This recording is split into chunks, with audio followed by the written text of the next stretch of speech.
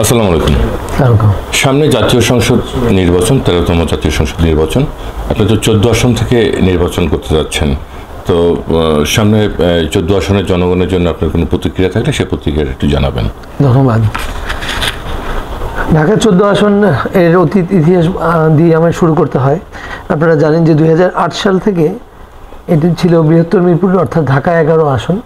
তো 2008-এ যে সংসদ নির্বাচন হয় তখন এটা বিভক্তি হয়ে 3 ভাগে বিভক্ত হয়ে ঢাকা 14 আসনে, যার বিভক্তি আসন নম্বর হচ্ছে 187 দেশওয়ারি, এবং ঢাকায় 14 হিসাবে এটা গণ্য হয়। এবং সেই থেকেই ঢাকা 14 আসন, অর্থাৎ সেই বৃহত্তর মিরপুরের পল্লবী, রূপনগর, কাফরুল সহ যে আসনটি ছিল, ঢাকা 14 আসন হওয়ার পর এখানে মিরপুর থানা, শাহ আলী থানা এবং পাশাপাশি দারুসালাম থানা সহ রূপনগরের 1 থেকে 39 নং রোড এবং সাভার থানার কাউন্দে ইউনিয়ন, এই নিয়েই ঢাকা 14 আসন গঠিত। তো এই বৃহত্তর মিরপুরে 5 বারের এমপি ছিলেন আমার মরহুম পিতা আলহাজ এস এ খালেক সাহেব। ইনি আধুনিক মিরপুরের উপকার হিসেবে জনগণের হৃদয়ে এখনও উনি ভালোবাসা এবং শ্রদ্ধার পাত্র হিসেবে অবস্থান নিচ্ছে। তো বৃহত্তর মিরপুর একসময় ইউনিয়ন ছিল, সেই ইউনিয়ন থেকে পরবর্তীতে মিরপুর পৌরসভা এবং ঢাকা সিটি কর্পোরেশনের অন্তর্গত হয়। সেই থেকে আমার বাবার সেই আমল থেকেই উন্নয়নের পথে মিরপুরকে নিয়ে যাওয়ার এই যাত্রা শুরু। 1979 সালে প্রথম উনি সংসদ সদস্য নির্বাচিত হন। বাংলাদেশ জাতীয়তাবাদী দল বিএনপি জন্মলগ্ন প্রথম যে সংসদ নির্বাচন, দ্বিতীয় সংসদে উনি মিরপুর মোহাম্মদপুর আসন থেকে নির্বাচিত হয়ে মিরপুরের এই উন্নয়নের যাত্রা শুরু করেন। তো পরবর্তীতে তারই ধারাবাহিকতায় উনি 5 বার সংসদ সদস্য নির্বাচিত হন, ঢাকা সিটি কর্পোরেশনের ডেপুটি মেয়রও ছিলেন, এবং এই মিরপুর আজকের এই 13তম মিরপুরে পরিণত হয়েছে তার আমলেই। এবং এখানে আবাসনের যে সমস্যা ছিল জনসাধারণের ভিতরে, সরকারি জায়গা, সরকারি সম্পত্তিতে যে যেখানে ছিলেন সেখানে অগ্রাধিকার ভিত্তিতে তাদেরকে বরাদ্দ দিয়ে তাদেরকে স্থায়ী একটি জায়গার অনুমোদন আমার আব্বার আমলে, বাংলাদেশ জাতীয়তাবাদী দল বিএনপির সময় বেগম খালেদা জিয়া সাবেক প্রধানমন্ত্রী, ওনার সময় এই বরাদ্দগুলো স্থায়ীকরণ করা হয়। পাশাপাশি টিনশেড কলোনি, সেটাও স্থায়ী বরাদ্দ দেওয়া হয়। এভাবেই মিরপুরে এখন যে আপনারা স্টেডিয়াম দেখছেন, ক্রিকেট স্টেডিয়াম, ইনডোর স্টেডিয়াম এবং জাতীয় সুইমিং পুল, সাংবাদিক কলোনি, এছাড়াও বাংলা কলেজ রাস্তা প্রশস্তকরণ, রোকেয়া সরণি, গাবতলী বাস টার্মিনাল নির্মাণ এবং বেড়িবাঁধের যে প্রণয়ন, পাশাপাশি গবাদি পশুর হাট, এই সব কিছুই কিন্তু, এমনকি মাজার রোডের প্রশস্তকরণ, মাজারের সংস্কারও সবই আলহাজ এস এ খালেক সাহেব সাবেক সংসদ সদস্য আমলে হয়ে ছিলেন। পরবর্তীতে 2008-এ পরবর্তী 17 বছর যে ফ্যাসিস্ট সরকার বাংলাদেশের রাষ্ট্র ক্ষমতায় জোর করে আঁকড়ে ছিল এবং যে নির্যাতন, হত্যা, গুম এবং বিনা বিচার বহির্ভূত হত্যাকাণ্ডের মাধ্যমে গণতন্ত্রকে ভুলুণ্ঠিত করে আমাদের কণ্ঠরোধ করে যেভাবে অপশাসন চালিয়েছে, সেই সময় আমরা 17 বছর যে অকথ্য নির্যাতনের শিকার হয় ঢাকা 14 আসনের বিএনপি এবং এর অঙ্গ সংগঠনের নেতাকর্মী এবং এলাকাবাসী, তারই ধারাবাহিকতায় আমি নিজে দারুসালাম থানা বিএনপির আহ্বায়ক হিসাবে আমার বিরুদ্ধেও 82টি মিথ্যা মামলা দায়ের করা হয়। সেই মিথ্যা মামলার দায়ভার এখনও বহন করে চলেছি।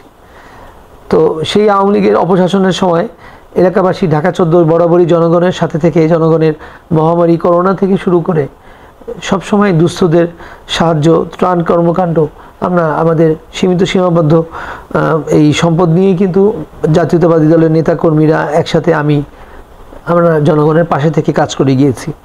এবং পরবর্তীতে বিএনপি যখন 2018 সালে আমরা যে সংসদ নির্বাচনে অংশগ্রহণ করি, 2018-র একাদশ সংসদ নির্বাচনে ঢাকা 14 আসনের আমি ধানের শীষের প্রার্থী হিসেবে প্রতিদ্বন্দ্বিতা করি, এবং সেই রাতের অন্ধকার হিসেবে, রাতের নির্বাচন নামে যে পরিগণিত সেই কালো নির্বাচন, সেই নির্বাচনেও কিন্তু 56,000 ভোট আমাকে দেখানো হয়।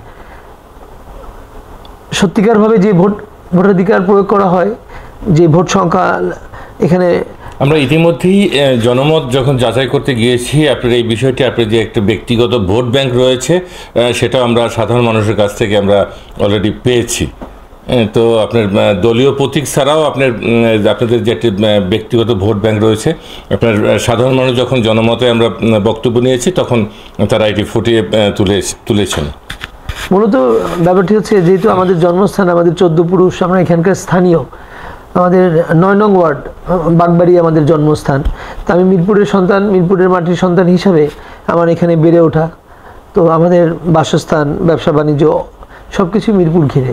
তো মিরপুরের স্থানীয় বাসী হিসাবে, স্থানীয় অধিবাসী, মিরপুরের সন্তান হিসেবে এলাকার লোক বরাবরই আমাদেরকে সমাদরের সাথে গ্রহণ করে, হৃদয় দিয়ে তারা আমাদেরকে গ্রহণ করে। এবং আমাকেও একইভাবে আমার বাবা যে 5 দশকের মিরপুরের উন্নয়নে তার যে অবদান, তার যে আত্মত্যাগ, তারই ধারাবাহিকতায় আমাকে তারা গ্রহণ করেছেন। আমি চেষ্টা করেছি, আমি কর্মীদেরকে সাথে নিয়ে, কর্মীদের উপর যত নির্যাতন হয়েছে, এলাকাবাসীর উপর যত নির্যাতন হয়েছে, বিভিন্ন সময় তারা গ্রেফতার হয়েছেন, তাদের জামিন করানো থেকে শুরু করে তাদের পরিবারের খোঁজ নেওয়া, যারা গুমের শিকার হয়েছেন সেই পরিবারের সন্তানদের প্রতি তাদের শিক্ষাবৃত্তি সহ বিভিন্ন খোঁজ নেওয়া, দুস্থদের পাশে থেকে কাজ করে যাওয়া। তো মিরপুরের সন্তান হিসেবে মিরপুরবাসী স্বাভাবিক কারণেই আমার প্রতি তাদের ভালোবাসা বরাবরই, আমাদের পরিবারের প্রতি তাদের ভালোবাসা বরাবরই তারা প্রকাশ করে আসেন। তো সেটারই হয়তো বা বহিঃপ্রকাশ আপনি যে দেখে থাকবেন। রাইট। একটা বিষয় আমি একটু আপনার কাছে জানতে চাবো যে এই 17 বছর ফ্যাসিস্ট সরকার আমলে বিএনপির যারা নেতৃবৃন্দ রয়েছে আপনার টোটাল 14 আসনের, তাদেরকে আপনি কিভাবে দেখেছেন সেই বিষয়টা বলতেন। যদিও আমি সেটা তুলে নিয়েছি সাধারণ মানুষের, আপনার নেতাকর্মীদের কাছ থেকে, কিন্তু এই বিষয়টা আপনি একটু বলবেন। দেখেন, বিএনপি একটি পরিবার। তো আমরা বিএনপি পরিবার, আমাদের, আমিও একজন বিএনপির সাধারণ কর্মী, এর বাইরে কিছু না। তো বিএনপির সেই পরিবার, আমরা এই যে দুঃসহ যে কাল, যে পথ পরিক্রমায় ফ্যাসিস্ট সরকারের 17 বছর সবাইকে ধরে রাখা, এই মিরপুরবাসীকে সাহস দেয়া, গণতন্ত্রের বার্তা পৌঁছে দেয়া যে একদিন গণ অভ্যুত্থান হোক, যেটাই হোক, এই সরকারের পতন হবে, তাই হয়েছে। আপনারা জানেন যে তরুণ ছাত্রছাত্রীরা প্রাণ বিসর্জনের মাধ্যমে, পাশাপাশি বাংলাদেশ জাতীয়তাবাদী দল বিএনপির 439 জন নেতাকর্মী তাদের শহীদ হয়েছেন, তাদের জীবন বিসর্জন দিয়েছেন। তারই ফলশ্রুতিতে 5ই আগস্টে গণ অভ্যুত্থানের মাধ্যমে বাংলাদেশ দ্বিতীয়বারের মতো স্বাধীনতা লাভ করে। তো এই জন্যই আমরা কিন্তু তার পূর্ববর্তী সময়ে বিএনপির মূল দল, অঙ্গ সংগঠন সহ তৃণমূল পর্যায়ে ইউনিট কমিটি পর্যন্ত আমরা নেতাকর্মীরা সব একই পরিবার হয়ে আমরা কিন্তু আমাদের এই গণতান্ত্রিক অধিকার, ভোটের অধিকার আদায়ে, বাক স্বাধীনতা আদায়ে কিন্তু বরাবরই সোচ্চার ছিল। বিএনপি মিরপুরের রাজপথে জনগণের পাশে থেকে এই স্বৈরাচারের বিরুদ্ধে কিন্তু আমরা সবসময় রুখে দাঁড়িয়েছি। প্রত্যেকেই গ্রেফতার হয়েছে, প্রত্যেকেই মামলার, একাধিক মামলা, এবং প্রত্যেকেই নির্যাতনের শিকার হয়েছে, পরিবার সহ। তো এলাকাবাসী এটা ভুলে নেই, এলাকাবাসী জানে তাদেরকে ভোট থেকে বঞ্চিত করা হয়েছে। তারপরও তারা 2018-তে ধানের শীষের পক্ষে কিন্তু তারা সাহস করে গিয়ে ভোট কেন্দ্রে উপস্থিত হয়ে বাধার সম্মুখীন হওয়ার পরও ভোট দিয়েছে। তো এলাকাবাসী উন্মুখ হয়ে আছে, যেভাবে বিএনপি পরিবার এলাকাবাসী এবং নেতাকর্মীকে আগলে ধরে রেখেছে একটি পরিবার, একটি টিম হিসাবে। সেই বিএনপি পরিবার আগামীতে ত্রয়োদশ নির্বাচন যেটা সামনে আসবে, এবং একটি সুষ্ঠু, অবাধ ও নিরপেক্ষ নির্বাচন, যার জন্য সারা দেশ উন্মুখ হয়ে আছে।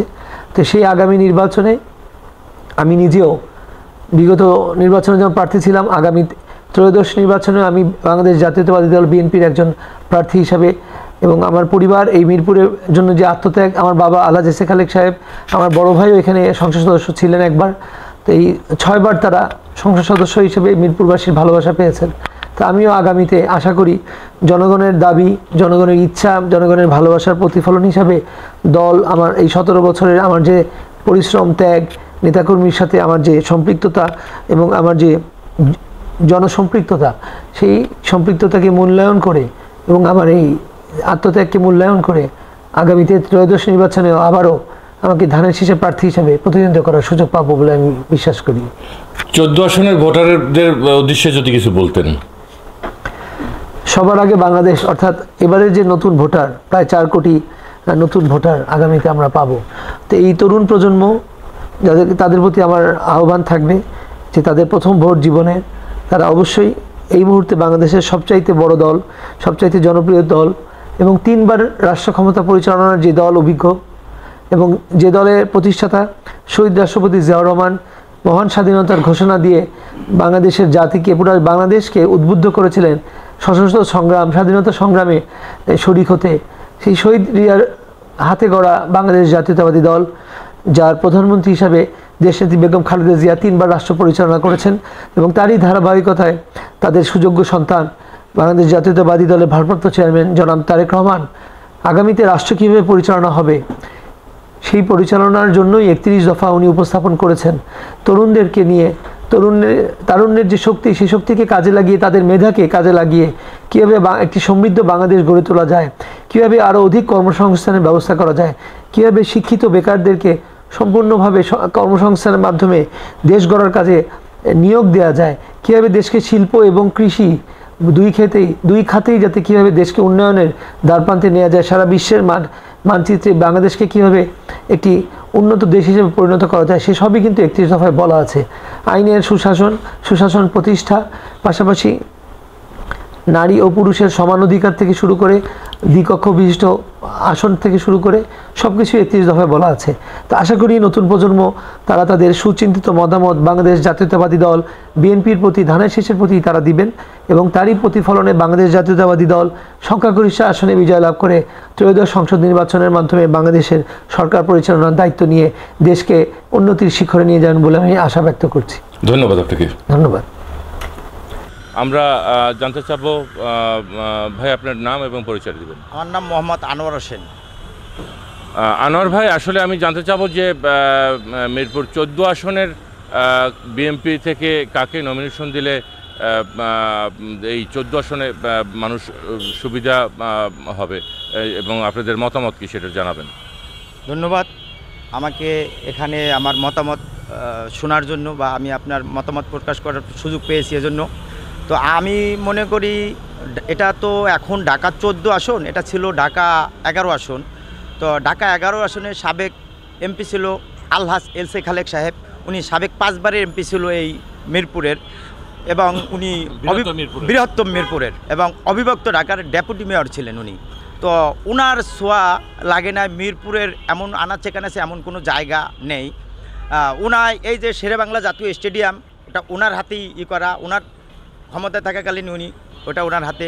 এই যে আমরা এই যে ভেরিবাদ পেয়েছি, এই ভেরিবাদটাও কিন্তু এসে খালেক সাহেবের হাতে। আজকের লক্ষ লক্ষ মানুষ কিন্তু আজকের আগে পানিবন্দী হয়ে যেত, পানিতে ডুবে যেত, এখন কিন্তু আলহামদুলিল্লাহ আমাদের এই এলাকাবাসী ইনশাল্লাহ আমরা অনেক খুব ভালো আছি।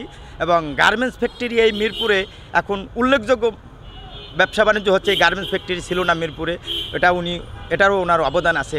তো এই তারপরও আমি যতটুকু জানি যে মিরপুরের সাংবাদিক প্লট থেকে আরম্ভ করে তারপরে আপনার এই চিড়িয়াখানার উন্নয়নের জন্য এগুলোর কাজ করে গিয়েছেন হয়তো এসে খালেক সাহেব। হ্যাঁ, আপনি যেটা জেনেছেন এটা অবশ্যই সত্য কথা, যে চিড়িয়াখানাও ওটারও কাজ করেছেন, এবং এই সাংবাদিকের জন্য উনি ফলোরের জন্য কাজ করেছেন, এটা সত্য কথা। তো এই হিসাবেই উনি জনপ্রিয়, এবং ওনারই উত্তরাধিকারী হিসাবে ওনারই সুযোগ্য সন্তান এস এ সিদ্দিক সাজু সাহেব, উনি যদি বাংলাদেশ জাতীয়তাবাদী দলের ভারপ্রাপ্ত চেয়ারম্যান সাহেব জনাব তারেক রহমান সাহেব ওনার উপরে আস্থা রাখেন, তা আমি মনে করি যে আসলে এলাকাবাসী ওনাকে বিপুল ভোটে জয়যুক্ত করবেন, এবং উনি ধানের শীষ প্রতীক নিয়ে সর্বোচ্চ ভোটে উনি জয় হবেন। এবং আরও একটা কথা, আমি গত যে 18 নির্বাচন হয়েছিল, 18 নির্বাচনের মাত্র 2 ঘন্টা ভোট হয়েছিল। সেই 2 ঘন্টার ভিতরে ঢাকার নবিউল্লাহ নবী ভাই উনি ফার্স্ট হয়েছিল, এবং দ্বিতীয় সর্বোচ্চ ভোট পেয়েছিল এস এ সিদ্দিক সাজু ভাই মাত্র 2 ঘন্টার ভোটে। ওনার জনপ্রিয়তাটা অনেক বড়। তো আমরা এই ইতিমধ্যে যতটুকু আপনার কাছ থেকে জানলাম যে 14 আসনের জন্য বিএনপি থেকে এস এ সিদ্দিক সাজু সাহেবকে যদি নমিনেশন দেওয়া হয় তাহলে 14 আসনের মানুষ উপকারিত হবে। হ্যাঁ, আমি এটাই মনে করি, এবং আপনার একজন সাধারণ মানুষ হিসেবে আমরা এটাই মনে করি যে ঢাকা 14 আসনে এস এ সিদ্দিক সাজু সাহেবকে যদি নমিনেশন দেওয়া হয় তাইলে সাধারণ মানুষ উপকৃত হবে এবং খুব ভালো হবে, এটাই আমরা মনে করি, এবং উনি বিপুল ভোটে ধানের শীষ প্রতীক নিয়ে বিজয় লাভ করবে, আমি আশাবাদী। ধন্যবাদ আপনাকে। আমি একটু জানতে চাবো ভাইয়ের কাছে, ভাই তো রাজনীতি করেন এবং আপনি পদবিটা একটু বলবেন। বিসমিল্লাহির রহমানির রহিম। আমার নাম জসিম শিকদার, 93 নং ওয়ার্ড বিএনপির কোষাধ্যক্ষ, শাহালি থানা। ওকে, এই 17 বছরে বিএনপির মিরপুরে 14 আসনে অনেক নেতা রয়েছে, তো আপনারা কোন নেতাকে পাশে পেয়েছেন এই বিষয়ে যদি একটু বলতেন। এই মিরপুরে 14 আসনে অনেক নেতাই নমিনেশনের জন্য চেষ্টা করতেছে, দৌড়ঝাঁপ দিচ্ছে, তবে তারা হয়তো দুর্দিনে তাদের কাছ থেকে আমরা কোনো হেল্প পাই নাই। দুর্দিনে যার কাছ থেকে আমরা হেল্প পেয়েছি সে হলো 14 আসনের, হয়তো আপনাদের সুপরিচিত হবে, এস এ সিদ্দিক সাজু ভাই। দুর্দিনে সব কর্মীদের খোঁজ খবর নিচ্ছে। আপনি শাহালি থানা কি পদে রয়েছেন? আমি শাহালি থানা 93 নং ওয়ার্ড বিএনপির কোষাধ্যক্ষ। হ্যাঁ, এবং আমি সর্বস্ব সবসময় মাঠে ছিলাম, মাঠে ছিলাম বিধায় হয়তো অনেক কিছুই বলতে পারি। আপনি 14 আসনের ভোটার একজন। জি, আমি 14 আসনের ভোটার। আমি 14 আসনের ভোটার। ওকে, আপনি ভোটার হিসাবে আপনার জনমতটা তো বলবেন যে আসলে এখানের কাকে নমিনেশন দিলে আপনারা উপকৃত হবেন। আমাদের এখানে এসি সিদ্দিক সাজু ভাইকে নমিনেশন দিলে আমরা উপকৃত হব এবং জনগণও ভালো থাকবে। তবে আমার তারেক রহমানের কাছে দলীয়ভাবে তারেক রহমানের কাছে আবেদন, সে যাচাই বাছাই করে দেখবে। অবশ্যই এসি সিদ্দিক সাজু ভাইকে নমিনেশন দিলে সে ভালো একটা 14 আসন উপহার পাবে, আমি আশা করি। ধন্যবাদ। একজন রাজনীতিবিদের কাছ থেকে আমরা জানতে পেলাম যে এসি সিদ্দিক সাজু ভাই তারা দুর্দিনে তাদের পাশে ছিল এবং তার নমিনেশন আশা করছে এখানের 13 নম্বর ওয়ার্ডের বিএনপির। আমরা এই 14 আসনের ভাইয়ের সঙ্গে জানতে চাবো যে এই জাতীয় সংসদ নির্বাচন 13তম নির্বাচনের 14 আসনের কাকে বিএনপির নমিনেশন দিলে 14 আসনের জন্য কাজ করবে সেই বিষয়ে তার কাছে জানতে চাবো। জি, ধন্যবাদ আপনাকে। আসলেই ঢাকা 14 আসনের এসএ খালেক পরিবার একটা ঐতিহ্যবাহী পরিবার। কারণ আমার কথা বলতে পারি, আমার এই জন্ম মিরপুরে, এই শাহলীর মাটিতে। তো আমার জন্মের পর থেকে আমি এই পরিবারটাকে দেখে আসতেছি। তো তাদের এই এসএ খালেক এত দীর্ঘ পথ চলার পথে আজ পর্যন্ত তাদের নামে কোনো রকম একটা ক্লেম আসে নাই এবং জনগণের কল্যাণমূলক বহু উদাহরণ আছে। এই মিরপুরবাসী তাদের উসিলায় উপকৃত হয়েছে। হ্যাঁ, তো আর একটা বিষয় হচ্ছে ঢাকা 14 আসনের এই পরিবারের একটা ভোট ব্যাংক আছে, যেটা আপনি অন্য একটা নতুন একটা ক্যান্ডিডেট যখন দাঁড় করাবেন তার কিন্তু আপনি এই ভোট ব্যাংকটা পাবেন না।